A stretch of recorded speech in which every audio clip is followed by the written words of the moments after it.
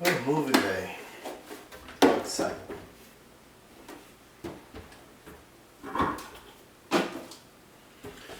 Take my medicine. Where is my medicine?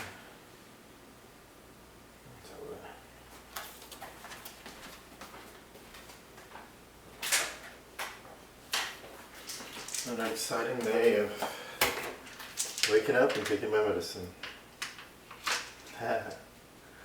Take my blood pressure first, then I take the other ones later. This is how my day usually started. My arm shakes like crazy. My right leg usually shakes more than my left leg. But first part of the deal, I guess. Haven't taken my levodopa. I can take 6 pills at night. I usually don't take it because I don't have that much.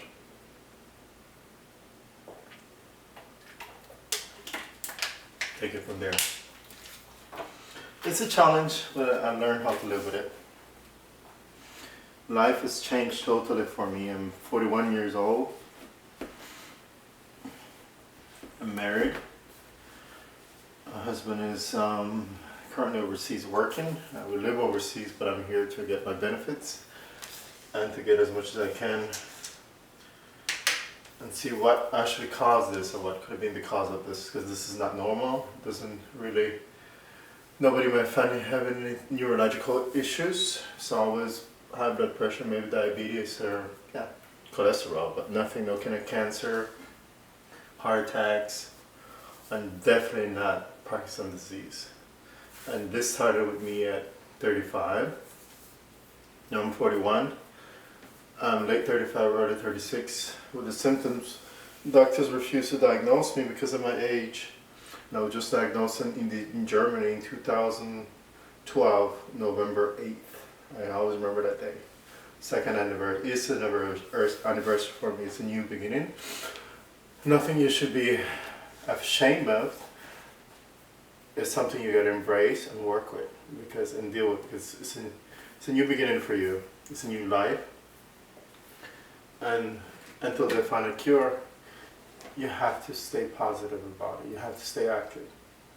You have to do things. Despite the little shaking, it is difficult sometimes to work with, and it's irritating for most.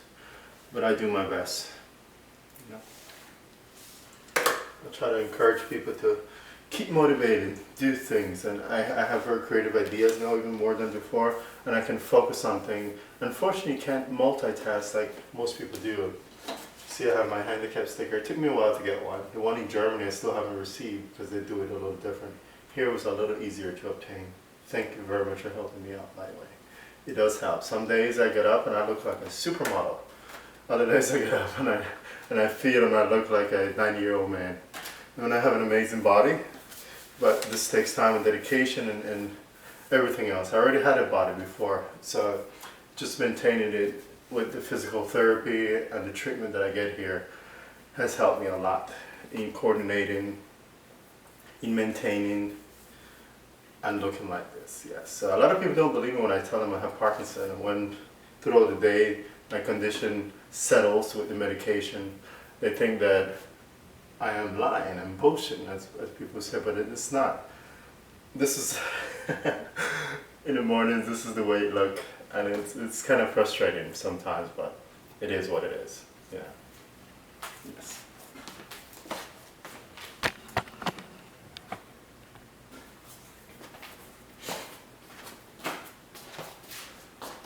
So I'm brushing my teeth. I'm getting ready to move out of this apartment and go to a different one, and a really nicer one actually, down the road. I'm staying with a friend for a couple days until my apartment is ready. My counselor has advised me, and has actually advised my doctor, to set up my apartment with bars for the bathroom. This one doesn't have it, but the other one will, just in case I need it. And there's some days I need it. Handle for my car to get in and get out. A squeegee kind of rotating device so you can get in and get out the seat, which I will need. I needed that so badly last summer. Yes, and last winter because I couldn't get out the car. I practically rolled out and rolled on the ground. When I lived in Germany, everybody thought that during the Christmas season, which is about this time, they call it Christmas market, and my psychologist worked like 500 meters in the middle of all that chaos. So I would plan my day, how to get from the car to the basement of the garage to where she lived and back within crowd, which was the worst thing to do. Crowds were horrible. I feel like I'm dwindling and falling in between them. But you know, I walked with my backpack, I hold on to it, and I walk like this. It was an experience that I'll never forget, and very humbling beyond. And I remember one day I was returning to my car and I had 3 people follow me, 3 different instances, and asked me, am I okay to drive? And I'm like, yes, why? She said, well, aren't you drunk? And I'm like, no, I'm not drunk, I have Parkinson. And they apologized, but it was hurtful, it was encouraging, and at the same time, at least somebody cared. They were totally wrong and off from what they thought I had, but at least somebody watched me, you know, and thought about drinking driving, which I'm not much of a drinker.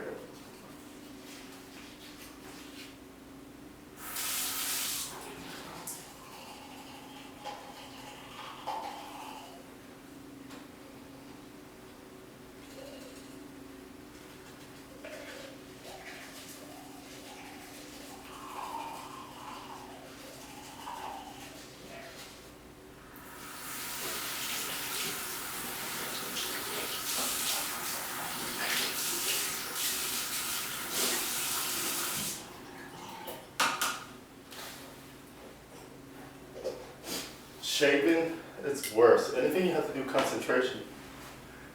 Alter the triggers. Would I have taken my medication for the day or not? It's just a horrible thing. It just shakes and shakes and shakes and shakes and shakes and shakes. And I try to brush my teeth, my left hand shakes out of control. And sometimes my right leg. But that just comes with the territory. But when I try to shave, oh my God, it just gets out of control. I try to do it throughout the day, and it's just irritating. I just kind of like want to tape it up and say, just calm down, you know. I talk to it nicely, and it usually calms, or do exercises like this, and it usually calms down, but sometimes it just gets out of control. See? Like this. This is what I have to go through every day.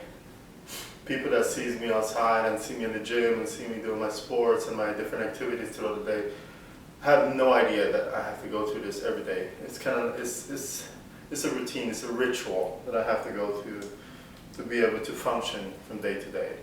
Unfortunately, I come from working downrange where I run around with guns and activity and, you know, mortars shooting at you now and then, and artillery and different stuff that they throw at us. And the anti-American people down there in Iraq and Afghanistan, I could not function there anymore. Unfortunately, I cannot do that job.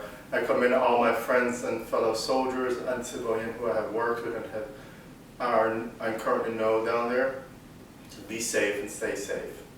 And I love them, and I wish I could continue doing my job down there because the money was really good and the camaraderie was even better.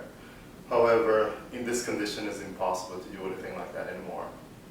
Yes, I miss it. I miss my friends. I miss my job, and I definitely miss the money. Yes.